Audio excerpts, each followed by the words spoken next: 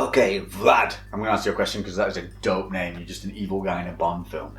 Vlad. You're not the main evil guy. You're usually like a henchman, but you're doing well. Okay, I think he's asking like, what do you do to put yourself into a gaining phase? You should have worked out your maintenance phase, and from there, what you want to kind of do is put yourself per day around about 200 or 300 calories over that maintenance phase. Start slow, start small, so that you can start watching how the body reacts. On a smaller first couple of calorie jumps, you will find the body will just fill out a little bit more. You'll look better in the mirror, but maybe the scales won't change too much. The first point you get a jump in weight, hold. What a lot of people then do is they'll get a jump in weight, so they'll just put more food on. Yes, here we go, I've found my mark now, I can start putting, there's more food in, I'll get more weight. Weight isn't great. Rhymes. What we want is muscle. Muscle is slow. Muscle is very hard to build, and you're looking for, like, in a gaining phase, if you gain over a year as a natural guy, if you gain like 4 pounds of lean mass, I mean like lean mass, if you work out lean mass, that's fucking good. That probably look like 10 pounds on a scale, okay? Maybe 8. A lot of people are trying to gain like way too much weight because they think weight means muscle means size. It's not. You're just going to put on fat. There's only so much growing your body can do, and after that it's just going, store that, I don't need that. It's just swatting calories into fat cells. The trick is to slowly increment up, okay? And then if you feel that you get to a level and you're softening off too much, don't drop your food, up your cardio levels, like up your activity levels, up your training levels. Do something that helps kick out more calories, that allows you to keep that food level nice and high, because you want your body to start adapting to that kind of caloric intake. The more you'll get used to eating that volume of food, the more your body will start adapting to eating that volume of food, and your metabolism will start kicking up alongside it, and that's what you want to do. So it's this slow stepped increment. So it's like, oh, weight goes up, okay, keep food the same, weight's not going up anymore now, it's been about 2 weeks, cool, let's put food up again, and you just do it like this, and you step your way up. It's not waff, it's this, small increments. And the moment you starting to look a little bit too soft, then maybe you hold it there, and you hold it there until you either start to not look soft anymore, the body starts to catch up, or maybe that's your max point, and you hold it there for as long as you can until the weight completely plateaus out for a good couple of weeks before you start incrementing again. You have to remember, especially if you're like 17, 18 and young, the muscle's not mature, you're not going to get that granite dry poppy look, and you are going to soften off way quicker than a guy who's like in his late 20s who's been training for like 12 to 13 years, okay? So it's very important to understand where you are on your timeline. We can all get to the same points, but we all look different along that way. So the longer you've been training, the better you should look all year round in terms of like fullness and hardness. So if you're younger, you're going to fluctuate much more, so don't get too crazy, just be nice and controlled. If you've got a really fast metabolism, you can go up to the 500 mark that a lot of people say, but I often find that putting up to 500 is a little uncontrollable. How much should I eat? From Devon. Okay, well, you're a female in your profile picture, so I'm assuming that's you. How much should you eat is dependent on your age, height, activity levels, weight, lean body mass. But if you know your calorie requirement, then you can break that down into a percentage split for your calories to go into carbs, fats, and proteins. One of the better splits is 40-40-20. So 40% into protein, 40% into carbs, and 20% into fats. The other one is 40% into protein, 30% into carbs, and 30% into fats. So it's just finding out whether you want a higher fat or a higher carb kind of structure to it. Easy question for you, Lex. As I can't seem to get a decent photo, what does the tattoo on your inner left arm say? My mum's... There we go. Well, there you go. Bam! It's my mum's signature. Yeah, I'm a mama's boy, so what? I love my mama! Oh, check it out. Got a new tattoo as well. You seen the new one? The bee? That's my new addition. The little bumblebee. Well done, Lisa. For those who don't know, it's Lisa doesn't have tattoos. She's in culinary in the UK. Just look up fantasy tattoo Lisa or tattoo Lisa on Instagram. She's dope. Why did I get the bumblebee? A couple of reasons. One, it was to support the whole thing that happened with Manchester. Two, I call Lainey Bumblebee all together now. Aww. And three, the bumblebee is a vital part of the ecosystem. Like without the bumblebee, if we lose it, the whole food chain gets fucked up. So this one little dude is just so vitally important to everything that happens, and I just really like that fact. So it means a lot, and tattoo means a lot to me. So yeah, kind of cycle. Cool. That's how all tattoos should be, in my opinion. You should get what means something to you. You'll never get bored of looking at it. Don't just walk in and go, oh, that one. Are you sure? Yeah. Mermaid with a Mickey Mouse head. Okay, Dave. How to keep motivated to a workout plan? Well, I think we covered that before. Make sure you're enjoying it. If you don't enjoy it, change. There's no reason that you need to stick to doing something you hate. There's just no reason for it. Unless you're training to do something specific, then do something that you love. Don't just follow the masses and assume you should like it because others are doing it. At the end of the day, it's great to look good, but it's even better to feel good about what you're doing and feel good about yourself. And you're not going to get the most out of doing something if you don't like it. You're not going to put 100% into doing it, and you're simply not going to get the results that you want because you're not putting in the effort. So take that energy and go and channel it into something that you are really going to put everything into, because if you're going to do something, fucking give it your all, you know? Don't do it because you think you should. Oh, that makes sense. Oh, let's do this one. Come on then. Osvaldo! Osvaldo. I am cousin to that too.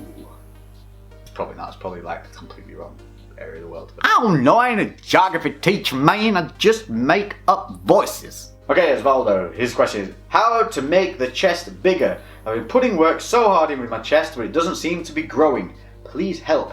#Crew. What up, crew? Okay, let's cover it. It's a standard. One of the big things with chest is time. Time. People are always saying, how'd you get this line here? How'd you get those little fingers in the chest? It's just development over time. The more the muscle develops, the bigger it gets over long periods of time, the more details you start to see. You can't work on like a finite little bit of the chest. And a lot of people tell you, right, it's not really that possible. As long as you're training your chest overall and you're down with your technique, that's the main bit. So many people who will do this, yeah, my training's good, man, my training's sweet, it's just I don't know, something's not working. Then I'll watch them train or go and say, okay, let's take a look. And they'll be like, 6 things I can correct on the movement, and they're tiny little things, and that's why people don't see them. Number 1, okay, are you driving through your heels or do you have happy feet? Because your feet should be planted and firm. You need to be squeezing your glutes, not like someone's trying to ram a peanut butter banana up your bum. Not pineapples. No, just clench it a little bit so that it's stable and it's controlling that hip area. From there, you want to have a slight arch in your lower back, and you want to have your shoulders back, lats contracted. Okay, a lot of people don't do any of this. Their upper body's kind of loose and just pushing through, and you'll see like movements. Everything needs to be locked in, because the only part you want moving is this. You want this to be your point that is being worked. If you're allowing all of this to move around, then this is doing the work as well. Another one is the shoulder press that they do during a chest press. Chest dip, shoulders, boom. This is pants. You don't want to be doing this. These stay back. This stays there, and your range of motion is there to there. Make sure the elbows, they don't have to be super tight, but you want to roll them in. So you see how elbows are out, elbows in, but my hand position doesn't really change. Rolling that elbow, see? Boom. A little thing to help with that is squeeze your little fingers. Squeeze them real tight on over the bar, and that'll help just chuck those elbows in, and then it's just here, and then boom, stop, don't do this. In terms of angles for the chest, you just want to be hitting incline, and just off incline. So don't do super flat, just do 1 click up. That'll take stress off the shoulders and make it a little bit easier to keep it dialed in here. And don't worry about doing decline and all that cack, just do those well, get your flying movements in. Same things with flies, make sure that you're doing them nice and evenly, make sure there's no lopsidedness, don't fire through, make sure it's a big squeeze through. Everything needs to be controlled, and you need to be positively critical with yourself every time. Keep an eye, that's what the mirrors are there for. They're not here for this.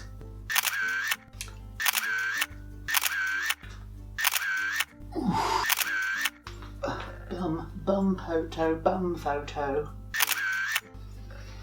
Question is no. This is from Liam Connigan.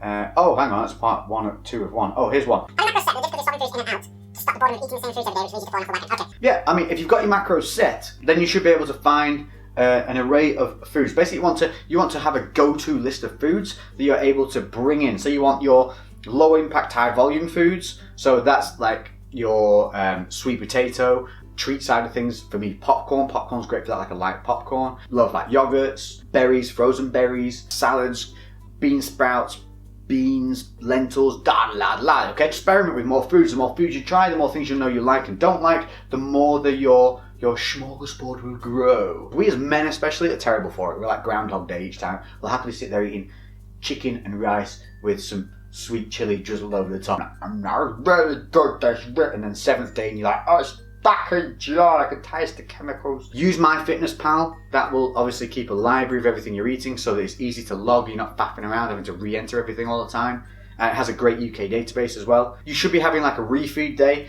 Again, we've proven refeeds are not necessary to keep up the metabolism, but they're great for just helping you recover mentally and if you'll be able to go out and enjoy a day during the week with your friends and family, and that's exactly what you should be doing. If you want to go out and eat at a restaurant, you don't need to panic. You can bank macros. So say I'm going to go out and eat. Obviously, I'm not going to go and eat at, I don't know, Big Phil's Butter Emporium. Okay, I'm going to go and eat somewhere where I know I'm quite happy that I can guesstimate what's on the menu. Indians are fantastic because I know that I can get a chicken tikka, I can get the sauce on the side, and I can get that just with some pilau rice. I kind of know where I'm going. I can get a bit of naan bread. I know what I'm doing. I can look them up on MyFitnessPal. I can find the worst case scenario and I can log it due to the portion size. Another added benefit of counting macros is you get very good at portion control. So I would bank like 80 carbs and 30 fat. I'd log that out. You can do it in MyFitnessPal, just you can type in fat or whatever and bang it in there. And then you know what you've got to eat for the rest of the day. And then once you get to the Indian, then I'll just order what I want within reason, being sensible, like cutting out, unnecessary creams and fats and stuff. But then other than that, just kind of eat what I want and just not be a gluttonous pig, and I'll be sweet. And that's kind of how you do these things. You don't have to be eating every 2 hours, all these things. Eating every 2 hours is certainly not going to do you any harm, but just understand it's not going to do you any harm, but not completely necessary, so no panic needed. And as long as I'm not going out and doing this guesstimation like every other day, every 3 days, I'm doing it once a week, it's really not going to have that much impact in terms of accuracy. Like it's not going to affect my entire week's worth of work because I'm not that accurate on that one meal. The more you go on, the more consistent you are with your body, the better you are with your macros, and the better you get with counting, you'll find the more adaptable your body is to a sudden change in something. It will deal with it way better because it just becomes a better machine. So I hope that helps. Question AJ Green Panda 369. Good name, sir. How many days a week to weight train? Currently doing 4 days, but might step it up to 5, but tired as is. 3 days is fine. You will see results from 3 days of training, but on those 3 days, they're going to have to be higher volume. 4 days is absolutely perfect. You're getting a good amount of rest and you're getting a good amount of training in. Personally, I like to do 4 or 5, depends how the week goes. I do high frequency training, so that means I can get 3 body parts in per day. I can get that into 4 days, or if I'm feeling a bit beat up, I can spread it out a little bit and put it into 5. So there is that versatility in doing the high frequency side of things as well. You're absolutely fine with your 4, dude, don't worry too much. If you want to add another day in, then obviously the other days should come down a little bit to allow for that extra day so you shouldn't feel as beat up. Make sure your rest days are spread kind of evenly through the week, so if you are going to do that, don't train 5 days, take 2 days off. You're going to feel pretty shitty. I'd do 2, 1 off, 3, 1 off, and just. But don't panic about going into the next weeks as well. Just because we live in a 7-day week doesn't mean you have to train to a 7-day week. A lot of my workouts will spill over into next week, so each week as well, that's quite good because it means that your Monday's never the same each time. So don't panic too much about that. So if you need to do Monday, Tuesday, and 2 days off because you're feeling beat up, and then you do Thursday, Friday, 1 day off, and then Sunday ends up being like what your Saturday should have been. Doesn't matter. You just do what's next in line regardless of the day. Plus, on an added bonus, if you go on a Monday and you're not doing chest, you're going to have the freedom of the gym. I think we're kind of getting there. Okay, here we go. Last couple. I'm just going to shroop and stop. Here we go. Bradley J. Salter. Women using the small resistance bands whilst on the Stairmaster. Yeah, people do some weird stuff. I don't know, it's like skiing uphill. I don't know. Video it and make fun of them online. No, I'm kidding. Girls do crazy things at the moment. They're inspired by weird people. It is odd. The women's fitness sector is getting very odd at the moment. They're very obsessed with just a bum and nothing else. And so, ladies, please follow the girls that give you overall great information about how to be better at training and be an overall more balanced human being. Let's not just focus on ass and a fucking selfie 8 times a day. Please. Oh, that's causing drama again on the Institute. Martin Page, what's up, dude, Martin? What's the hardest muscle to grow and see results? It's completely different. Everyone's genetic makeup is different, so don't worry, just focus. If you've got a weak area, train it a little bit more each week, focus on it, bring it up, and make sure your technique's good. Don't worry, not everyone's the same. Jeff Star 1, getting started now at over 40. Sweet! It's never too fucking late, dude. Never too late. Your body will respond. It's a new stimulus. You will see development. And diet, healthy lifestyle, that will maintain testosterone levels more than anything. So good sleep, good diet, and you'll be good. Well done, sir. Keep it up. Are days off earned, or is listening to your body most important? Listening to your body is most important. If you're feeling bollocks, then take a step back. Doesn't mean you have to take a day off, but you can go in and do a bit of a deload day, or you can go in there and see how you feel. Often, if you're just feeling mentally beat up, go in, see how you feel, do a lower impact session, so do something that's not as intense, but maybe when you get in there you'll feel fine and the intensity will go up naturally anyway. But then if you do go in, you have a training session and you do feel crap, take the next day off. And then obviously as well, rest days are earned in terms of you have a rest day after a couple of days of training, because that's the sensible thing to do. Right, last two, here we go. Bang. How do you figure out what rep range you should be doing on strength exercises? Depends what you're training for. If we're just talking like non-powerlifting training for a competition or anything like that, strength is from kind of 1 to 5 reps, and then your hypertrophic is from 6 to 10, and then 10 and above is like your volume styles things. Chris Turner, final question. Yours is going to be the last. Your thoughts on push-pull legs split off. Push-pull leg split. I like it. I think it's a good simplistic structure. I think it gets people into a good rhythm and a good consistency.